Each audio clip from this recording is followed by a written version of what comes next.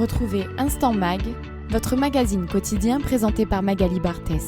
Que serait le monde sans écrivains? Se poser cette question, c'est naturellement penser à tous ceux qui, parmi les intellectuels, sont détenus pour leurs idées de par le monde. Et depuis le 16 novembre dernier, on a évidemment une pensée pour Boualem Sansal, arrêté par le pouvoir algérien. Et pour en parler, nous sommes avec le cinéaste Jean-Pierre Liédot. Bonjour à vous. Bonjour Magali et bonjour à tout le monde. Vous avez des liens forts avec Boualem Sansal depuis longtemps. Comment l'avez-vous rencontré la première fois?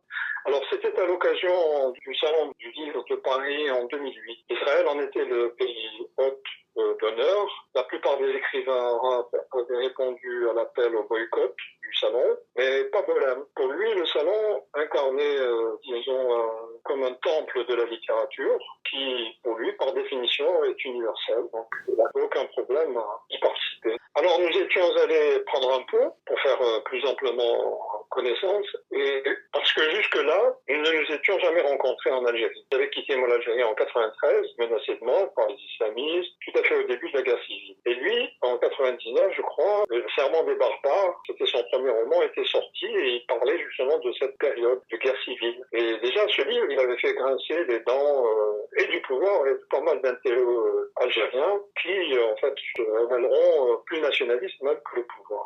Alors, entre nous, le courant était passé évidemment immédiatement et de temps en temps, voilà, on se revoyait dans tel ou tel endroit de France essentiellement, et puis aussi en Israël une fois, mais je vous en parlerai un peu plus tard. Pensez-vous que Boualem Sansal ait pris des risques inconsidérés en retournant en Algérie? Écoutez, tous ses amis, dont moi, nous nous faisions beaucoup de soucis pour sa sécurité depuis plus de 2 décennies, compte tenu qu'il n'était pas ni avec le pouvoir, ni avec les islamistes. Mais il résistait à l'idée de quitter l'Algérie, où, pour lui, s'enracinaient la plupart de ses romans, et il y avait aussi de fidèles amis là où il habitait, et parce que dans l'ensemble de l'Algérie, les intellectuels ne l'avaient pas trop dans leur cœur, hein, ça c'est clair. Finalement, il est résolu de quitter l'Algérie. C'était juste avant, en quelque sorte, l'année 2024, quelque temps avant qu'il soit arrêté en Algérie, parce que, évidemment, l'Algérie, c'est vrai, depuis ces dernières années, elle n'a jamais été aussi répressive depuis l'indépendance, on peut le dire.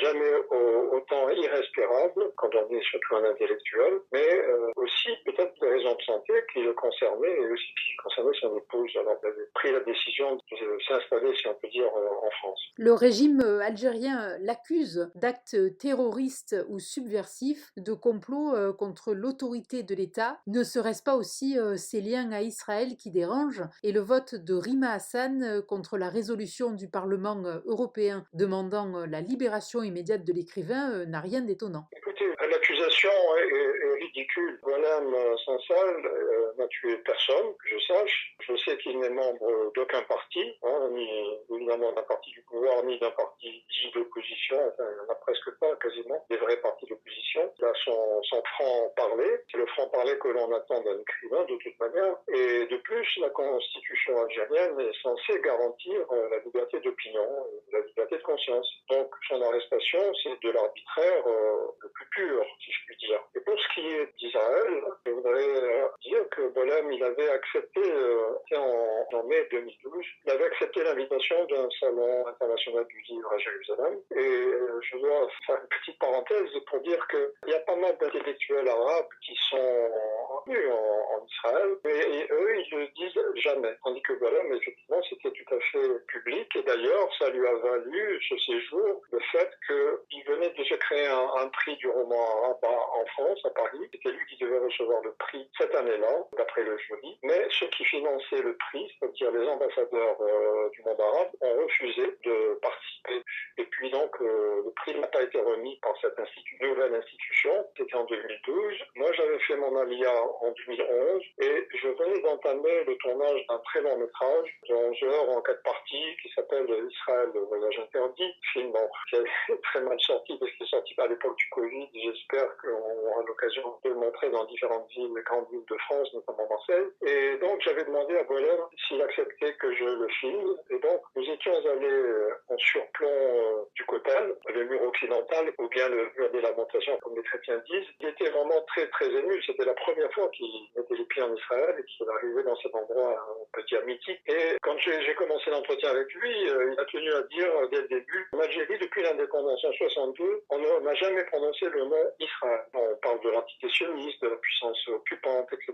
Mais jamais le nom. Et quand on ne donne pas le nom, c'est comme si soit ça n'existe pas, soit on voulait que ça n'existe plus. Et il avait terminé l'entretien en disant, comme une sorte de confession, très concentré sur lui-même, et il avait dit puis j'aime Israël. Si j'avais pas aimé, je ne serais pas venu. Mais ce serait pas par idéologie. C'est en gros comme ça qu'il disait. C'était en fait une déclaration d'amour, mais pas vraiment une prise de position politique. Et d'ailleurs, après ce séjour, il est retourné chez lui, en Algérie, à Boumerbès, là où il habitait à 50 km d'Alger, et on l'a pas mis en prison. Alors qu'à l'époque, ceux qui pouvaient, quand c'était connu que quelqu'un était allé en Israël, des journalistes algériens qui avaient été, mais sans doute avec l'autorisation du pouvoir, de toute manière, et quand ils sont revenus, ils ont été descendus en flèche. Là, au contraire, non, ça se passait en 2012.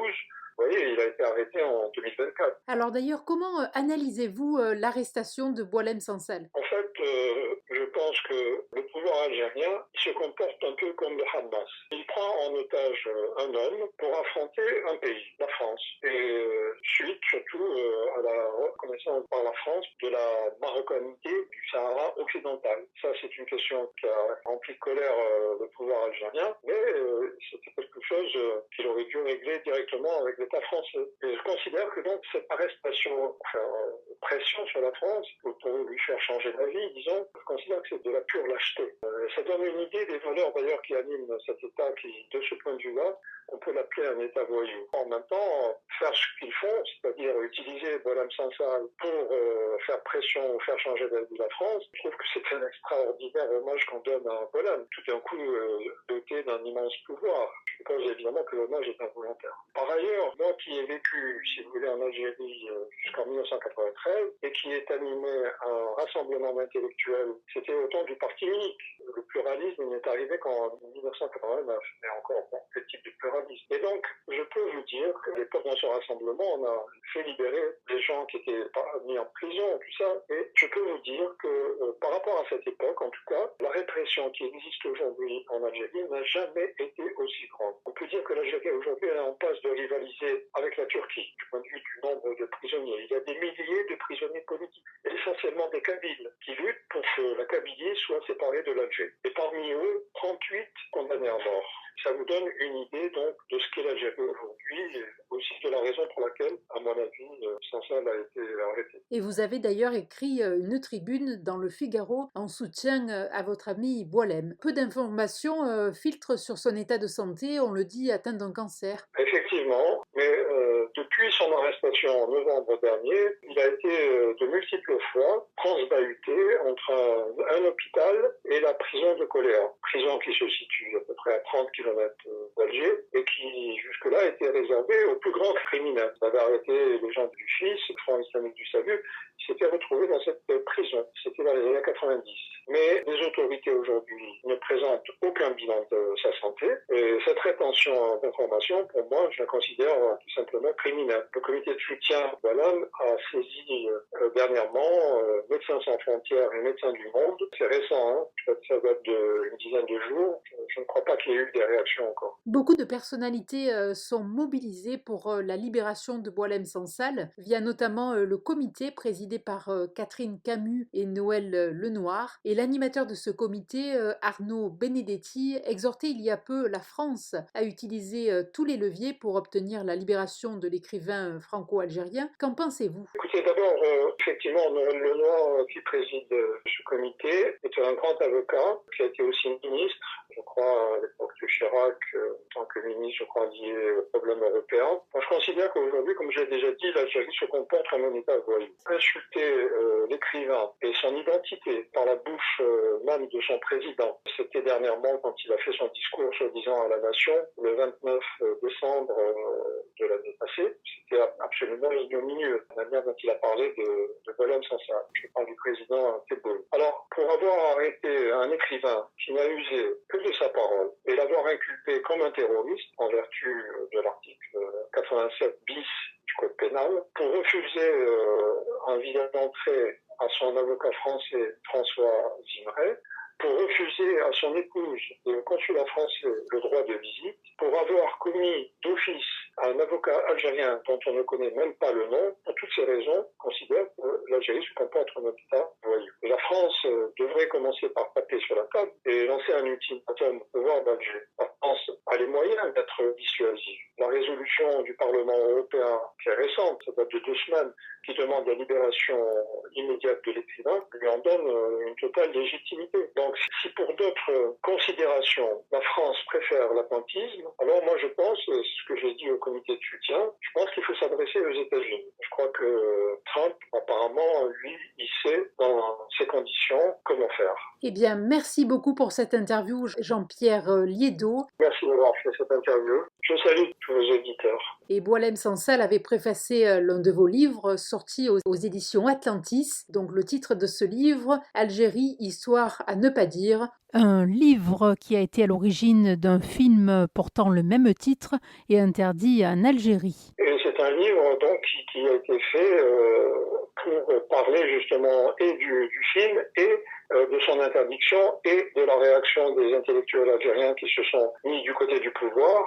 C'est un film qui est sorti en France en 2008, qui est très bien sorti d'ailleurs, et qui a été interdit en Algérie aussitôt qu'il a été terminé. C'était en juillet 2007. Donc c'est un film qui montre ce que l'on ne veut pas dire jusqu'à aujourd'hui, de comment s'est passée la guerre d'Algérie. En Algérie, on parle beaucoup de la répression de l'armée française, mais on ne dit pas de quelle manière s'est comporté le FLN par la torture, par les massacres. Ce dont parle le film, c'est la raison pour laquelle il a été interdit. Et là où il est, Boualem Sansal est sans doute convaincu que beaucoup de gens en France et ailleurs se mobilisent pour sa libération. Retrouvez Instant Mag, votre magazine quotidien présenté par Magali Barthès.